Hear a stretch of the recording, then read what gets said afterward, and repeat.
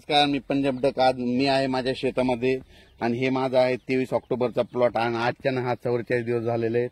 एकरी 40 किलो बियाणं आपलं 50 किलो बियाणं पेरलेलं आहे आणि पाहू शकता. त्याच्यानंतर जवळपास आता याला तिसरं पाणी चालू आहे आणि तिसरं पाणी पुन्हा पाण्यासोबत पुन्हा फवारणी देखील 2 केल्यात. 2 बुरशीनाशकाचे केलेत.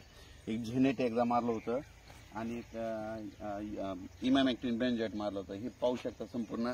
आणि या ठिकाणी महाराष्ट्रातल्या शेतकऱ्याला अंदाज देणार आहे. राज्यातल्या सर्व शेतकऱ्याला सांगू इच्छितो की राज्यामध्ये आणखीन 2 दिवस म्हणजे 7 तारखेपर्यंत हवामान खराब राहणार आहे. 8च्या नंतर हवामान कोरडं होणार आहे म्हणून हा अंदाज लक्षात द्यायचा. आणि 9 तारखेपासून 9 डिसेंबरपासून परत राज्यात थंडीला सुरुवात होणार आहे म्हणून हा अंदाज लक्षात घ्यायचा. 9 डिसेंबर ते 14 डिसेंबर पर्यंत राज्यात थंडी राहणार आहे. 15ला परत वातावरण खराब होणार आहे म्हणून हा अंदाज लक्षात घ्यायचा. पण राज्यातल्या सर्व शेतकऱ्याला सांगू इच्छितो की राज्यामध्ये सध्या हवामान 7 तारखेपर्यंत जवळपास पावसाचं वातावरण राहणार आहे म्हणून हा अंदाज लक्षात घ्यायचा. पण राज्यात सांगायचं झालं तर जवळपास